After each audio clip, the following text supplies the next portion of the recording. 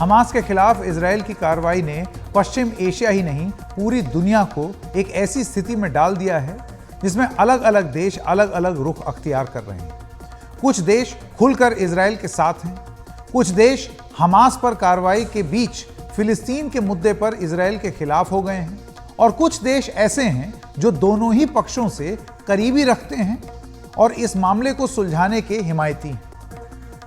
ऐसे में एक सवाल यह उठता है कि क्या इजरायल हमास युद्ध दुनिया को तीसरे विश्व युद्ध की ओर ढकेल सकता है, वर्ल्ड वॉर 3? इस मुद्दे पर हम थोड़ा विचार भी करेंगे और थोड़ा जानने की कोशिश भी करेंगे, विश्लेषण भी करेंगे, लेकिन पहले आइए देखते हैं कि युद्ध के ताजा हालात क्या हैं और ये किस ओर जा रहे हैं।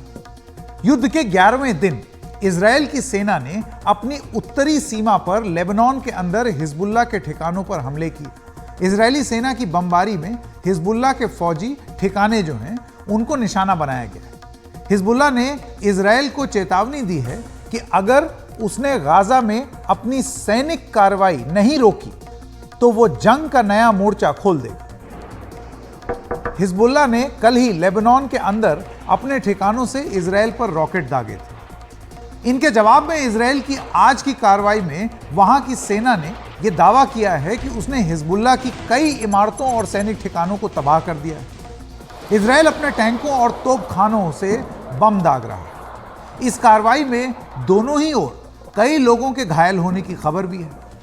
हिजबुल्लाह को ईरान का समर्थन है और ईरान के विदेश मंत्री पिछले दिनों ये कह चुके हैं कि हिजबुल्लाह इजरायल के खिलाफ युद्ध में उतरने को मजबूर हो सकता है। उधर गाजा में हालात लगातार खराब बने हुए। युद्ध में अब तक दोनों ओर 4200 से ज्यादा लोगों की मौत हो चुकी है और करीब 15,000 लोग घायल हो चुके हैं। कई घायलों की हालात बहुत गंभीर हो चुके हैं। इजरायल के हमलों में अब तक 2800 से ज्यादा फिलिस्तीनी मारे जा चुके हैं और करीब 11,000 घायल हुए। गाजा के 35 अस्पतालों में से 3500 से ज्यादा लोग भर्ती। आप सोचिए, 35 हॉस्पिटल्स, 3500 पेशेंट्स। सोचिए एक अस्पताल में कितने मरीज हैं। अस्पतालों में पहले तो जगह नहीं है और ऊपर से उनमें दवाओं और अन्य जरूरी उपकरणों की भी भारी कमी हो गई। बिजली की कमी ने अस्पतालों में काम जो हो रहा है उसको और मुश्किल बना दिया। उधर इजरायल की उत्तरी गाजा छोड़ने की चेतावनी के बाद करीब 6 लाख फिलिस्तीनी लोग अपने घर बार छोड़कर दक्षिणी गाजा की ओर चले गए।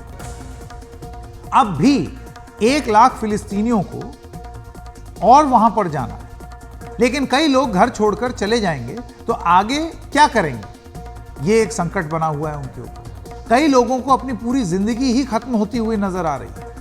गाजा में युद्ध का सबसे बुरा असर बच्चों और महिलाओं पर पड़ रहा है, जो हमेशा हर जंग में पड़ता है। यूनिसेफ पहले ही इस सिलसिले में चेतावनी दे चुका है। उधर संयुक्त राष्ट्र पॉपुलेशन फंड यानी कि UNFPA के मुताबिक गाजा में करीब 50,000 महिलाएं गर्भवती हैं और युद्ध उनकी जान पर भारी पड़ रहा है।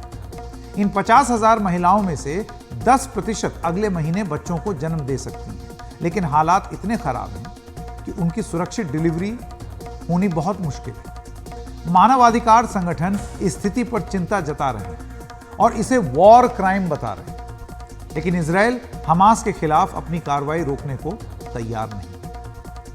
इजरायल के रक्षा मंत्री ने आज यह कहा कि हमास के पास अब सिर्फ 2 विकल्प हैं, 2 ऑप्शंस।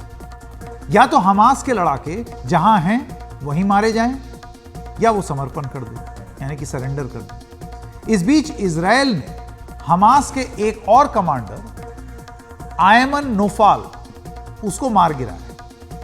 नोफाल अल कसाम ब्रिगेड की जनरल मिलिट्री काउंसिल का सदस्य था और हमास का सेंट्रल गाजा का मिलिट्री कमांडर था। हमास ने उसके मारे जाने की पुष्टि कर दी।